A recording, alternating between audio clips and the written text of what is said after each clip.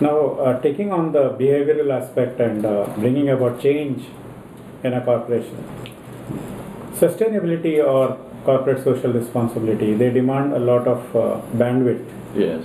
It's not just about, as you said, the logical part of your brain, yeah. but the emotional, the empathy and stuff like that. Yeah.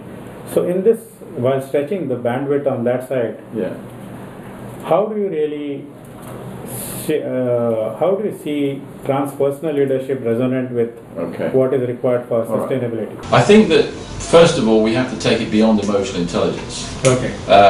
Because once the leaders are being developed themselves, they then have to have the impact on the organisation. They have to impact the culture of the organisation, so that the organisation is acting in a symbiotic way with the way the leaders are. And I think we also have to think about the values side of things and the spiritual side, which is this beyond the ego. In Western terms, we tend to say transpersonal, beyond the ego, because a lot of Westerns are not comfortable about talking about spirituality, whereas in India, most people don't have that problem. So I can use the word openly and without any sort of hesitation, because at the end of the day, it's all about communication working. And I think that what I've seen, I've had the pleasure over the last year or so to meet lots of business leaders in India.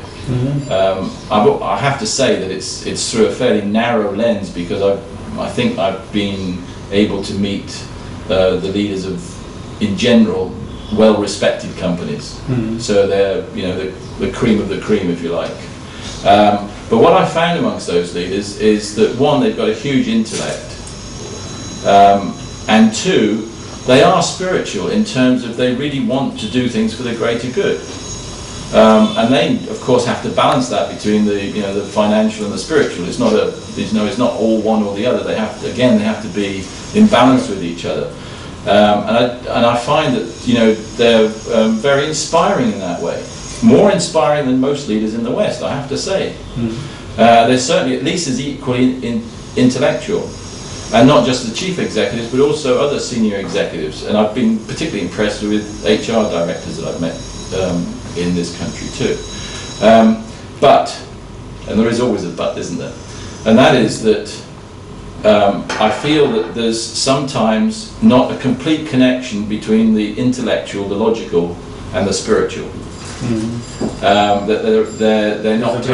There's a bridge, yes, and where I see that bridge is absolutely in the behavioural, emotional intelligence side. So, I think that's where the focus should be, because quite often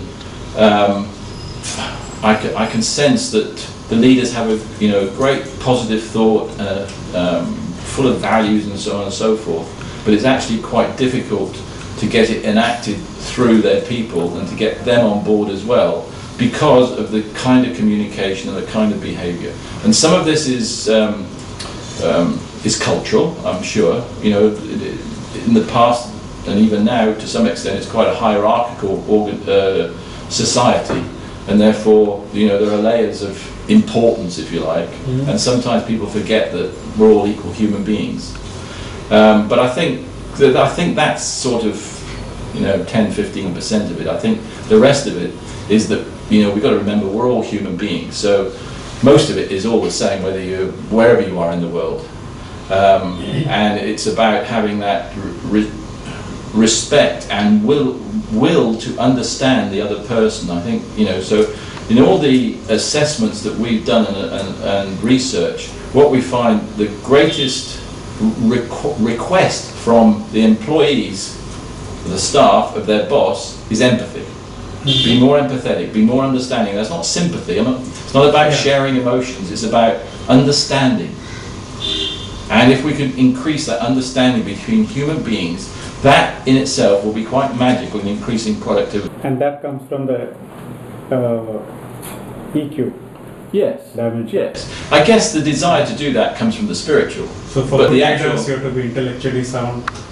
You should have a spiritual bandwidth, but more importantly, an emotional quotient. Yes, yes. I'm not saying it's more important, but they're all equally important. You can't be successful as a leader without all three. Thank you very much. Okay. Thank you.